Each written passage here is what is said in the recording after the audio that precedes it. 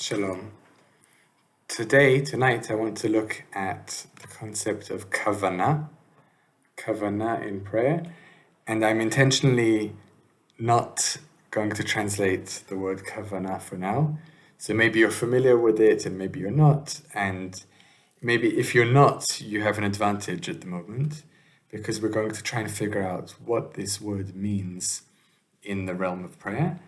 And this is really a two-part series, almost.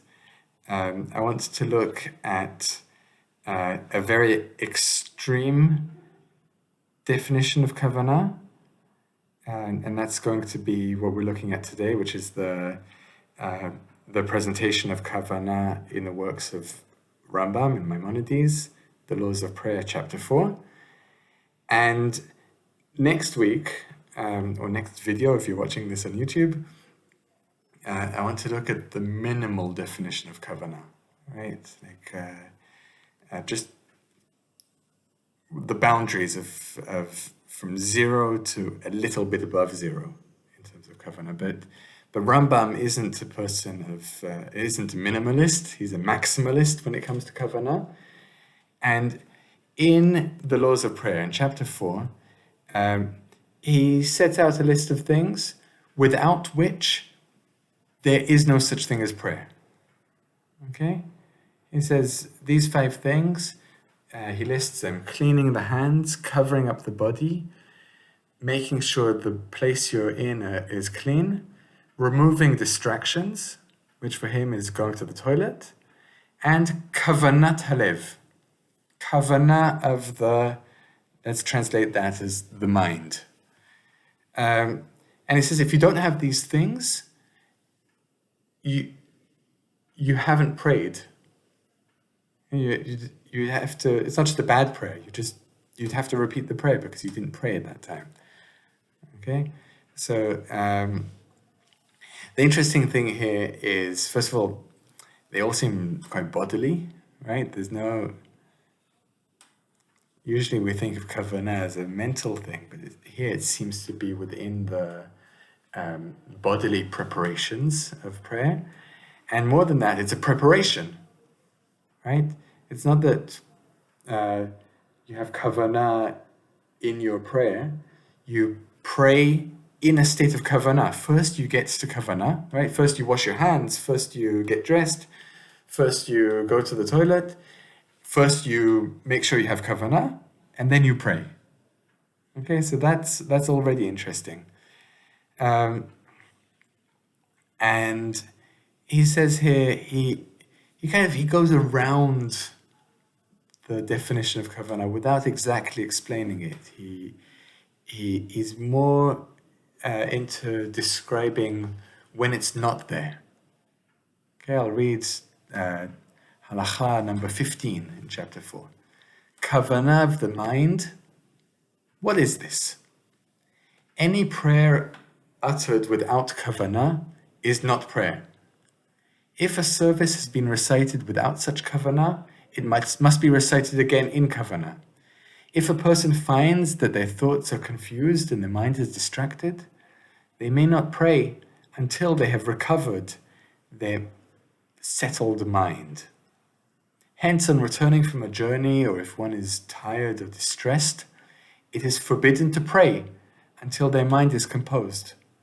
The sages said that one should wait 3 days until one is rested and the mind is clear, and then one can recite the prayers. Okay, so we have here all sorts of examples of when there isn't kavvanah. There isn't kavvanah when you're tired. There isn't kavvanah when you come back from a journey. There isn't kavvanah when you're distressed. And again, a prayer which is not done in kavvanah is not a prayer. Now, very often, kavvanah is translated as intention. What does intention mean? What does it mean, right? What does it mean to mean something, right? That's another translation of kavvanah is meaning, right? I mean to do something. And very often that means to direct yourself towards the consequence of your action. Right? I intended to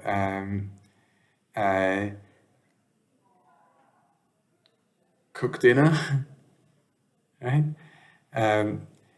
That means that I directed myself towards that consequence.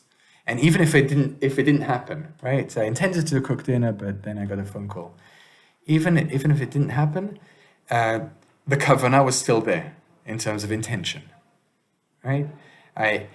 Kavvanah can also mean, like, I mean what I say, right? I'm speaking English now. I'm speaking all these words. I have an idea in mind.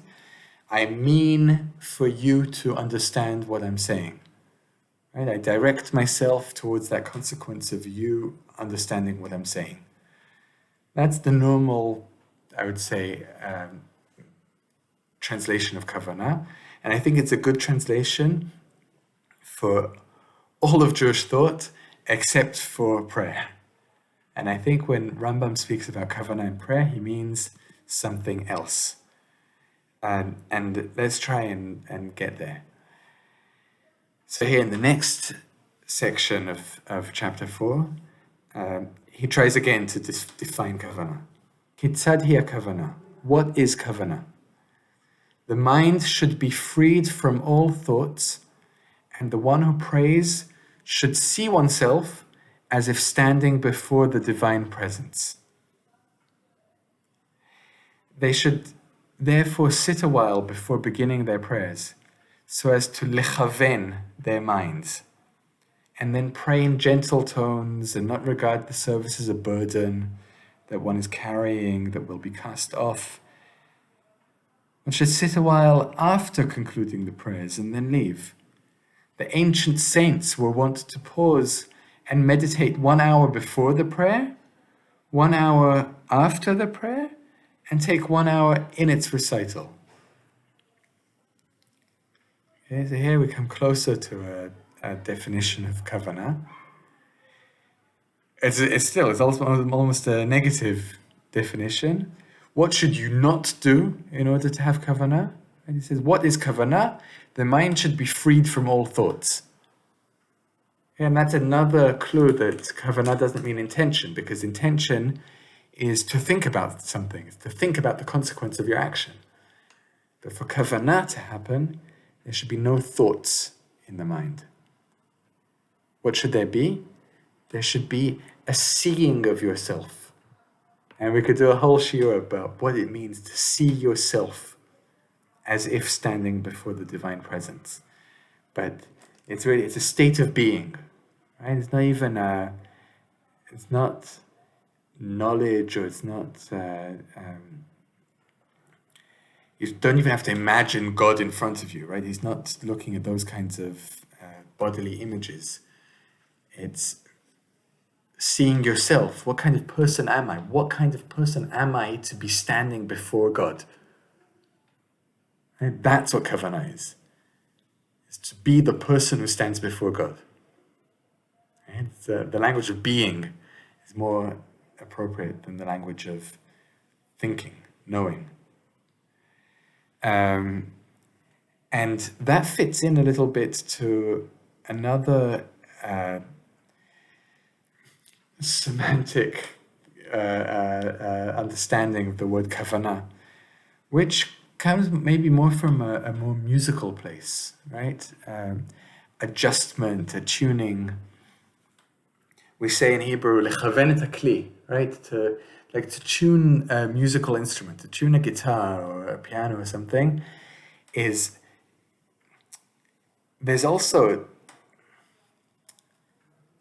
not a direction in the same way. It's not that your thought is directed towards the consequence.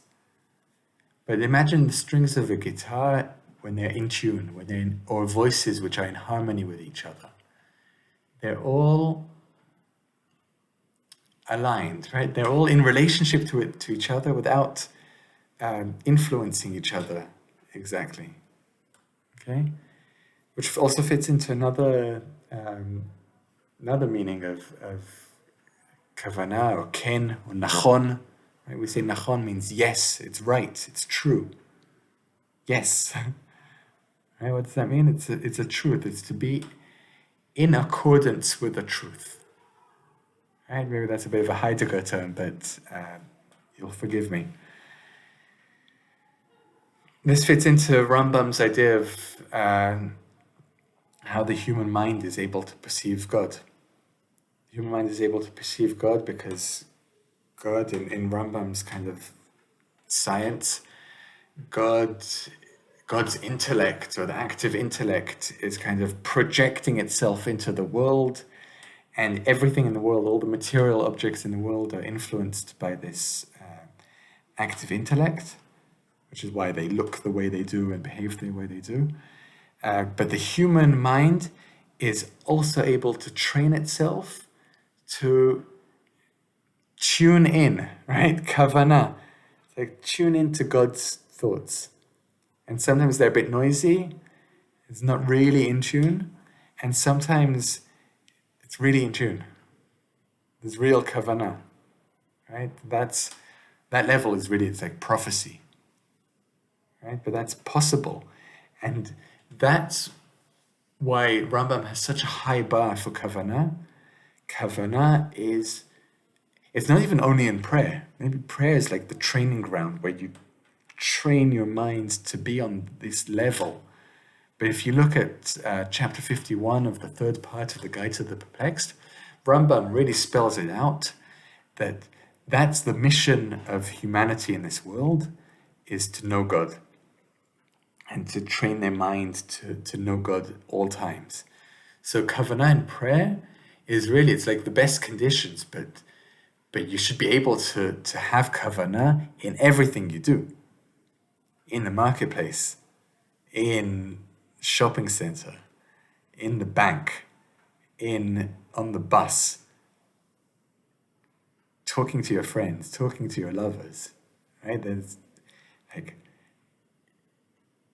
we have to be able to train our mind to change the way we are. So that's an impossibly difficult goal that Rambam is asking us to achieve. And next week we'll talk about the rest of Jewish history, which rejected Rambam on this question. Thank you very much.